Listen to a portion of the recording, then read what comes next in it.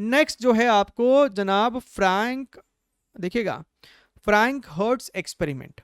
अगर तुम एनसीईआरटी में भी जाओगे तो वहां पे एक ब्लू सेक्शन में इसके बारे में कुछ लिखा हुआ है, लेकिन यहाँ जो शब्द का इस्तेमाल किया गया है ना, current voltage graph for hydrogen is observed first dip and all, इसके बारे में वहां पे कुछ आपको मेंशन है नहीं। ठीक है, इसके लिए आपको अदर रिसोर्सेज का इस्तेमाल करना पड़ सकता है। ठीक है, इन फ्रैंक हर्ट्ज एक्सपेरिमेंट, इस एक्सपेरिमेंट का मेन पर्पस था दिखाने के लिए कि देखिए भैया आपको डिस्क्रीट एनर्जी लेवल्स है, राइट, जिसको बार में आपको बोहर क्वांटाइजेशन भी आप जान रहे हैं। The first dip in the current voltage graph for hydrogen is observed at 10.2 volts. The wavelength of the light emitted by the hydrogen atom when excited to the first, हालांकि ये तीनों इन्होंने जो चीज पूछा है ना उसके लिए ऊपर का कुछ भी नहीं लिखते तब भी तुम सॉल्व कर सकते थे।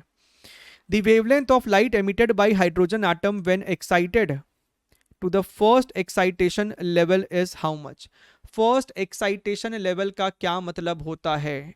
आपने n is equal to 1 से n is equal to 2 में ट्रांसफर किया है इलेक्ट्रॉन को। ठीक है, n is equal to 1 से n is equal to 2 में आपने इसको ट्रांसफर किया है। अगर ये तीनों नहीं भी पढ़ोगे तब भी सॉल्व कर लेते हैं।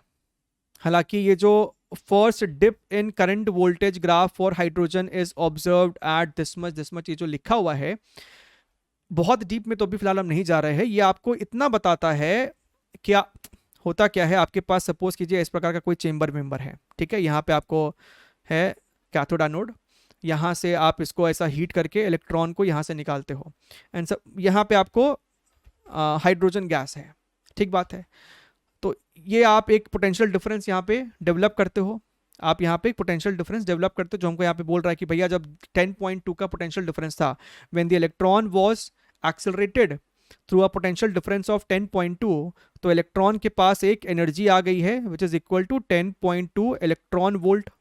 ठीक है, तो ये एनर्जी पाके जब ये इलेक्ट्रॉन आपको हाइड्रोजन गैस को क्रॉस कर रहा था तो वो इसके ग्राउंड स्टेट के इलेक्ट्रॉन को के साथ कोलाइड किया होगा। एंड क्योंकि 10.2 इन दोनों एनर्जी डिफरेंस को मैच कर रहा है, तो कोलिजन के बाद ये इलेक्ट्रॉन जो है यहां पे ट्रांजिशन कर गया। क्या तो ये लिख देता तो फिर ये सब जानकारी नहीं देते, है ना, लेकिन उन्होंने ये भी चीज लिख दिया और ये जानकारी भी दे दिया कि वो इलेक्ट्रॉन किस एनर्जी लेवल पर ट्रांजिट किया है। ठीक है, तो 10.2 वोल्टेज देने के बाद आपको ये इलेक्ट्रॉन इसके साथ कोलाइड किया, अपनी पूरी एनर्जी इसने इसको दे दी, तो ये इलेक्ट्रॉन आपको ऑलमोस्ट रेस्ट पे आ गया, जिस कारण से जब तक ये इलेक्ट्रॉन यहां पे पहुंचा तो इसकी कोई वेलोसिटी एज सच बची नहीं, तो फोटो करंट यानी कि जो करंट है वो आपको बहुत डिप कर गया। इसीलिए बोला गया कि 10.2 पे आपको एक डिप देखा गया V वर्सेस I कर्व में। खैर जाने देते हैं, मुद्दे की बात तो भैया ये है जब ये इलेक्ट्रॉन आपको जंप करके यहां पे पहुंचा और जब ये वापस डीएक्साइट हुआ, तो इसने एक फोटोन एमिट किया।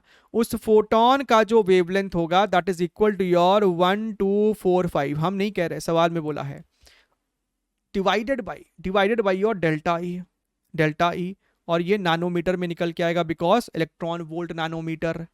This is your 1245। Delta E क्या होगा, इनके बीच का एनर्जी डिफरेंस 10.2 ही तो होता है। ठीक बात है, नैनोमीटर। अच्छा सर, बहुत बढ़िया सर, इसको अपने को प्रिसाइजली डिवाइड करना है। ऐसा नहीं कि सर 10.2 को 10 मान ले, क्या ऐसा नहीं कर सकते, इसको अपने को प्रिसाइजली डिवाइड करना है। 12450 102, 1 से भागा दिया तो ये आपको बचेगा 2 और यहाँ पे आ रहा है 5, फिर से 2 से दिया तो ये आपको हो रहा है 204, ये आपको हो रहा है कितना 1 और 2, यहाँ पे 0 है, फिर से आपने 2 से दिया फिर से आ रहा है 204, यहाँ पे आपको बचेगा 6.0, एक और 0 देना पड़ेगा 0, फिर आपको यहाँ पे कुछ आएगा। तो भैया साफ साफ दिख रहा है कि जब इसको राउंड ऑफ भी करते तो 122 ही बचता। तो यही आपका सही जवाब है, 122। ठीक है सर, बढ़िया है।